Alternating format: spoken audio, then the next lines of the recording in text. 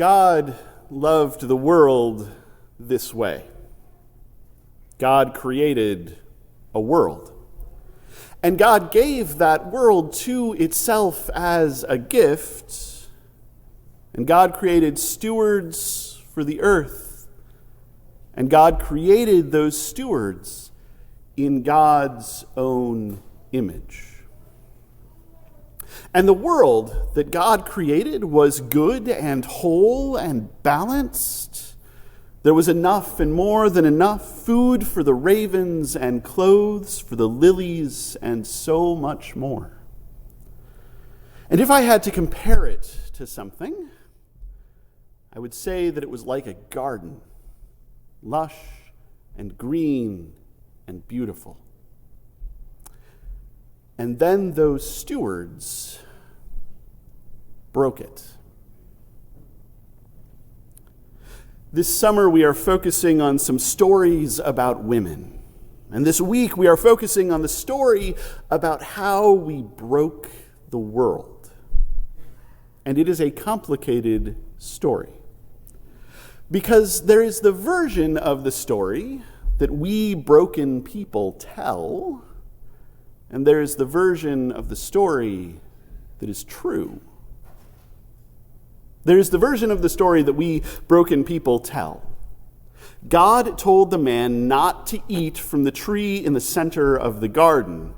And the man told the woman not to eat from, not to even touch the tree in the center of the garden. But the serpent was crafty, and it tempted the woman. And the woman saw that the tree had beautiful fruit and had sweet-smelling flowers and offered wisdom about the ways of good and evil and everything in between.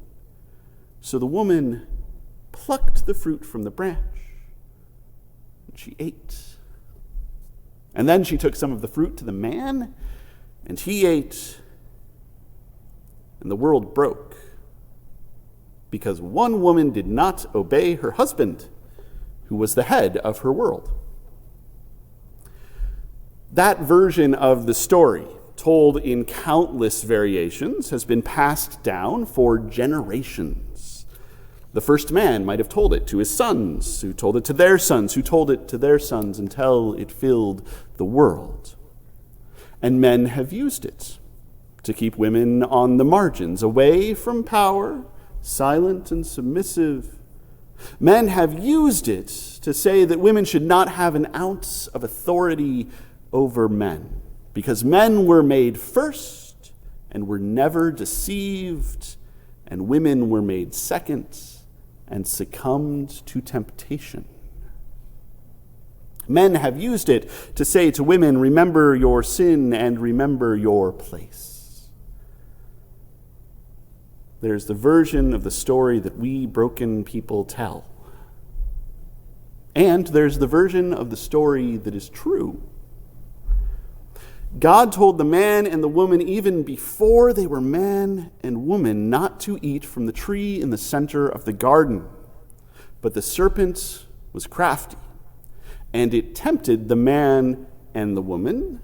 And the woman saw that the tree had beautiful fruit and had sweet-smelling flowers and offered wisdom about the ways of good and evil and everything in between. So the woman plucked the fruit from the branch and she ate, and then she passed some of the fruit to the man who was with her and who said nothing, and he ate. And the world broke because both of them, because all of us, traded the abundance of the garden for the fruit of a single tree. And we opened our eyes. We saw ourselves, and we were ashamed.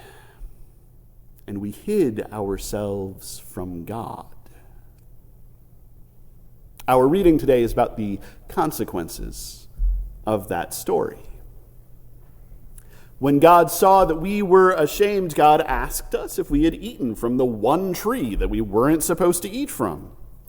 And God gave us the chance to come clean. And we started shifting the blame.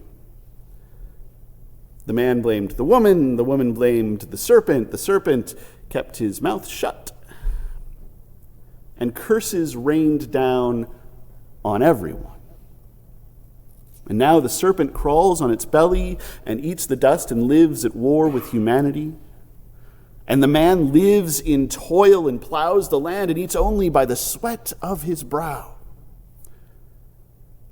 And the woman bears children in pain and yearns for her husband and lives under his rule. And everyone left the garden, and everyone went out into a world that is not a garden. God loved the world this way. God created a world and gave the world to itself as a gift, and that world was good and whole and balanced. It was lush and green and beautiful, and then we broke it. We messed up our relationships. We traded enough and more than enough for the scarcity of a hostile world, and we were cursed with, well, we started saying that these people were over those people. That these people were at the center and those people were on the margins. That these people had power and those people had none. That these people should have enough and more than enough and those people should have nothing at all. And we divided ourselves. Men and women and non-binary, rich and poor and middle class, gay and straight and bi and more, able-bodied and disabled, neurotypical and neurodivergent, and 1,000 other categories. 1,000 other categories.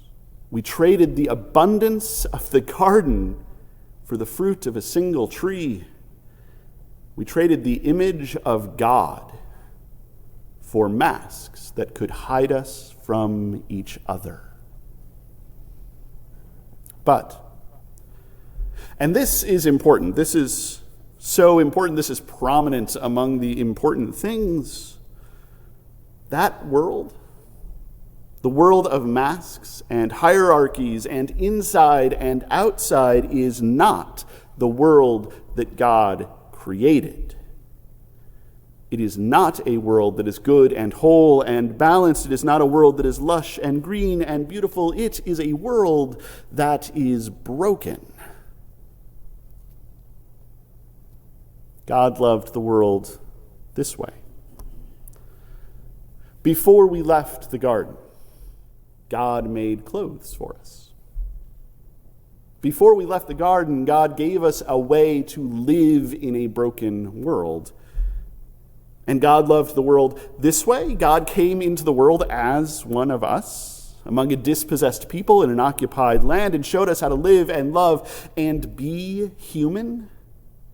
God lived the life that we could not live and was the person we could not be. And even when we hung him on a cross and laid him in a tomb, God got up again and stepped into a garden and said to the world, I am not done with you yet.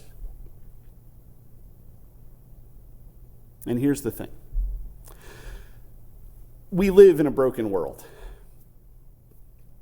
A broken world that tells women to remember their sin and remember their place. A broken world that crucifies Christ again and again. A broken world that is ruled by difference and division and hierarchy. A broken world that says that these people are over those people, that these people are at the center and those people are at the margins, that these people have power and those people have none, that these people should have enough and more than enough and those people should have nothing at all.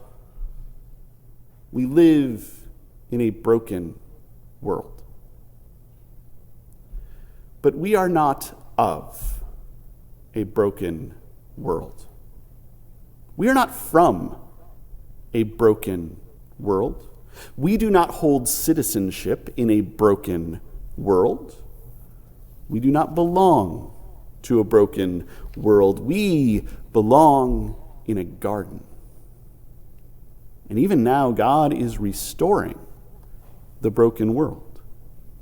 Even now, God is repairing the broken world. Even now, God is filling the cracks of a broken world in with gold. Even now, God is planting a new garden in the very heart of the broken world.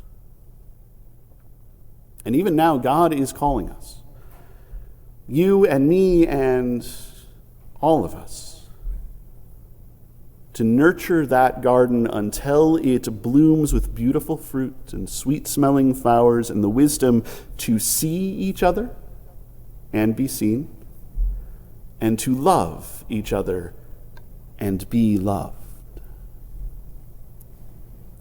And that is work. It is the work of telling. No. It is the work of living a new story. It is the work of learning to celebrate our friends and neighbors and strangers and enemies in all of our difference and diversity. Of learning to tear down and cast aside the divisions and the hierarchies that we have built. Of welcoming each other as bearers of the image of God, as co-stewards of a world that God has created, that is good and whole and balanced, that is lush and green and beautiful, where there is enough and more than enough. Food for every raven, and clothing for every lily, and love for everyone.